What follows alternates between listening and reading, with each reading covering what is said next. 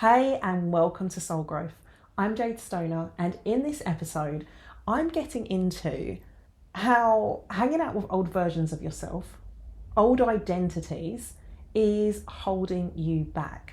And I'm going to be sharing some of what that looks like and how it shows up so that you can start to unpick and unravel some of this and rise up into your full potential, your highest timeline, your next level of success. Because it doesn't matter where you currently are in terms of your success, whether that's external success or internal success, there's always another level for you to go to, because we're always evolving, or at least we're always being guided to evolve. It's only ever us that stands in the way of that growth and evolution. And it's with the old stories we tell ourselves, our habits, our patterns, our old traumas, all of the things. I've shared some of these with you throughout the show, including how holding on to friendships and other relationships can keep you stuck. And today I want to take you deeper into what it looks like when it comes to who you're being in life and how you're showing up in life. So this episode has been brewing inside of me for a couple of weeks now. And over the weekend, I watched the new Gordon Ramsay documentary on Netflix. You already know I love watching these kind of shows and seeing how people who have got to these levels of success operate, regardless of the industry they're in.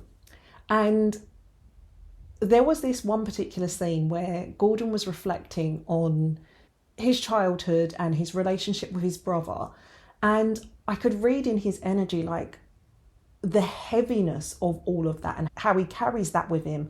And where it became relevant for me to this episode is, yes, it's important to remember where you came from and what you've been through.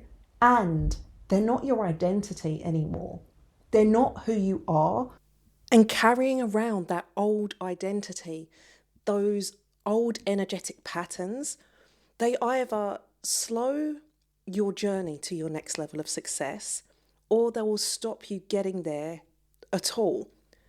Another way I see this show up is when I see public figures that are doing really well for themselves. They've come a long way from where they were, but they do this thing where they play down their success, they diminish themselves, they show themselves in what they deem to be their most unattractive ways, in a way to say, look at me, I'm still human. I'm still Jenny from the block. But we're not meant to be the person that we were a year ago, 5 years ago, 10 years ago.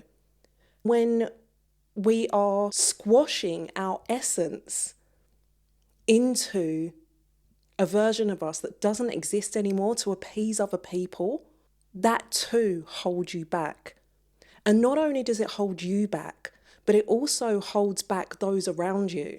We're meant to grow. We're meant to evolve, not just for ourselves, but for those that we impact and influence, whether that's your audience, your customers, the people that follow you online and see you as an inspiration, or whether that's your family and your friends. You doing better, you owning your power and stepping fully into the version of you that you are now, gives them permission to do the same. And you have to remember that all of this is stuff that's going on unconsciously, underneath the surface. It's your unconscious behavior that is responsible for 95% of the way that you show up in life. Sometimes, yes, this stuff does show up consciously. You may just see a sliver of it as you see yourself holding back, not saying the thing that you really want to say, hesitating on that decision, making that investment, doing that thing that will take you to your next level. And it doesn't mean that you're not supposed to do it. Carrying around those stories like a big heavy backpack, it holds you back and it limits you. The analogy that came through for me is like, we are all the most up-to-date, powerful, modern phones that has the capability of doing so many things, but only operating on, only using a fraction of the functions that are available for it. All you do is use it for scrolling on social media, making calls and sending messages, but it's capable of so much more. And that's how it is with us. We are capable of so much, but we're just using a fraction of our potentiality. And a part of that, it's not the only reason, but a big part of that is because of these old identities that we're carrying around with us. When you release those old identities, it frees up the space for you to be more of who you are. It allows more of who you are to come through. I've noticed recently with myself how there's some old version of me holding me back. And it's not in a really big, obvious way. It's just in the small bits, the small little parts and things and habits that will be very easy to overlook and dismiss. And the reason that I'm able to notice them is because this is my work, this is what I do, this is how my brain works. I'm doing this work too. And I notice that I was still plugging into certain resources for learning and growth, even though I've outgrown those things. I already know those things. And that's not to say in a way of like, I know everything, I never need to learn another thing. It's just that I don't need to learn those things or from that source because I'm ahead of that. I also have noticed it as I've gone to look at something to invest in for my professional growth. It's not a match for where I'm at now. Or I've done 10,000, not literally, but it feels like 10,000 other courses, trainings, whatever, about that same thing.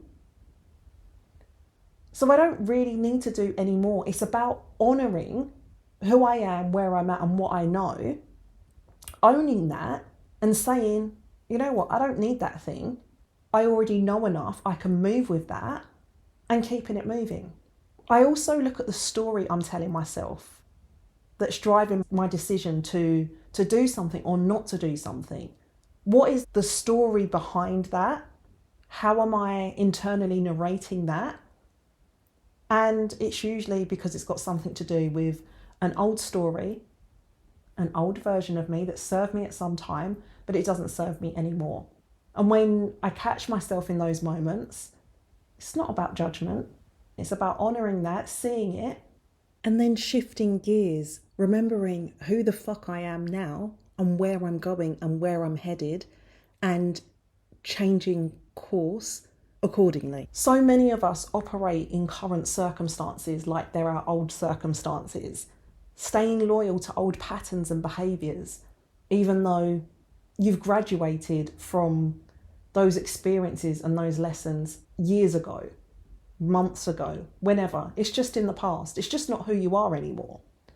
I see this often around money with people that were broke and struggling once upon a time. They're not anymore.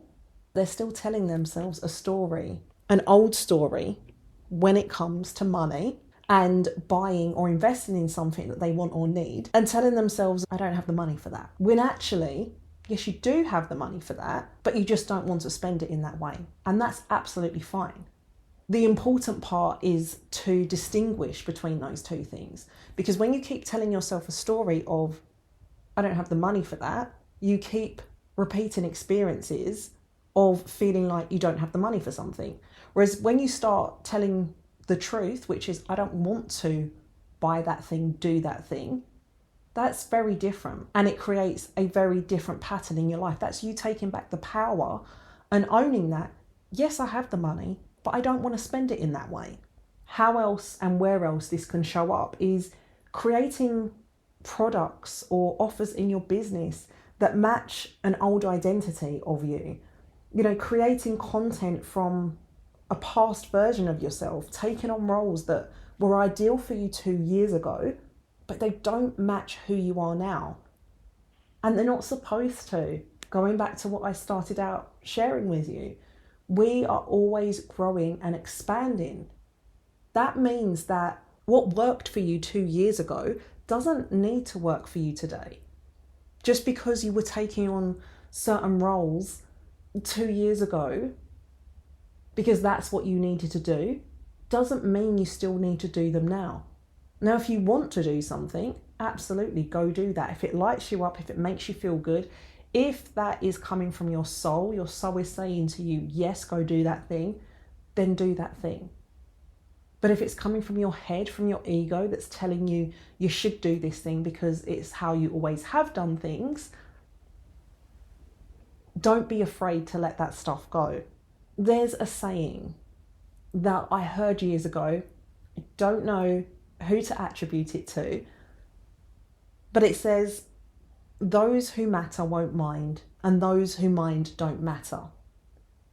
And that's a really important line to keep in mind when you're disconnecting yourself, you're releasing these old identities. When you see a way of doing and being that isn't a match for who you are anymore, it doesn't make you feel good, but you feel loyal to it in some way, or perhaps to a person that is involved in that thing, understand that the most important people in your life, the ones that are meant to stay with you on this journey, to roll with you through this chapter of life, they won't mind.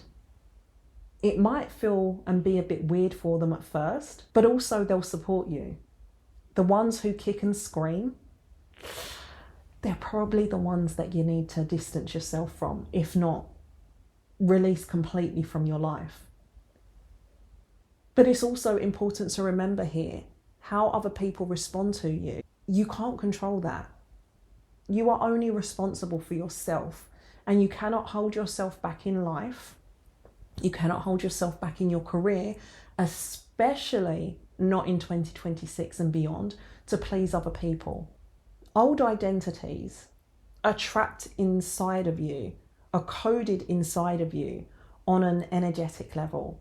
They're part of your invisible world that you can't see, but the way that you see them is when they show up in your habits and your decisions. And they often show up in times of stress, fear, the moments when you're shut down and you're contracted.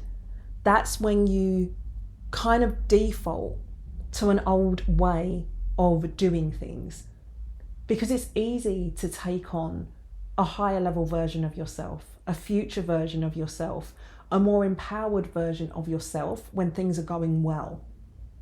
You've heard me say this many times before. That's the easy part. But the real pressure test is how you show up when things aren't looking like they're going the way that you want. When you're stressed, when you're scared, can you still hold on to that higher level version of yourself through the times of life when you're feeling squeezed and stressed and you're questioning and you're doubting? They're the moments that make you. It's about being in those moments, or learning to be in those moments without leaking your power. These old stories, these identities disconnect you from your power and they hold you back. That's why it's so important for you to pay attention and identify where, when, and how they're showing up, and start to catch yourself and adjust how you show up in those moments so that you can start shifting the trajectory of things.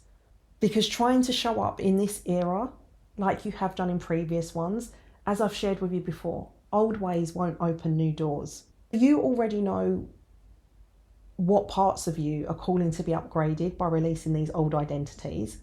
And you may find yourself wondering something like, who am I to do that, or to own that, or to claim that, be that? And in the words of Marianne Williamson, who are you not to be? And as I was preparing my notes for this episode, that is literally what came through to me. That line from Marianne Williamson. And then I was guided to read the entire poem to you. So, our deepest fear is not that we are inadequate. Our deepest fear is that we are powerful beyond measure. It is our light, not our darkness, that most frightens us. We ask ourselves, who am I to be brilliant, gorgeous, talented, fabulous? Actually, who are you not to be? You are a child of God. Your playing small does not serve the world. There is nothing enlightening about shrinking so that other people won't feel insecure around you. We are all meant to shine as children do. We were born to make manifest the glory of God that is within us. It's not just in some of us, it's in all of us. And as we let our own light shine, we unconsciously give other people the permission to do the same. As we are liberated from our own fear, our presence automatically liberates others. That is such a powerful and beautiful reminder to wrap up this episode. Because us stepping more into our truest essence, you stepping more into your truest essence of who you came here to be, yes, it's going to activate some people, it's going to trigger some people, and it doesn't mean you shouldn't do it. That is what we came here to do. And as I shared with you a couple of episodes ago, this truly is the time to do that. This is the year of the powerhouse. It doesn't matter what you have created in your life so far. If you are being called to create more, that is for a reason. There is another level for you to go to, because we are all wired to grow and evolve, and to keep on growing and keep on evolving until we wrap up this lifetime. Desiring more doesn't make you ungrateful for the things that you have. It doesn't disregard where you've come from and the things that you've overcome and all of the things that you've had to grow through to become who you are today and to be where you are today. And you don't have to carry that past around. You don't have to narrate it as being a part of who you are. You get to thank it, rest it, and keep it moving. What can you create? What is available for you when you release these old identities and you stop hanging out with old versions of yourself? Because it is time to stop hanging out with those old versions, because they're holding you back, and that is not what you're here for. Thank you for tuning in to this episode of Soul Growth. I will see you in the next one. Until then, big love. Mwah.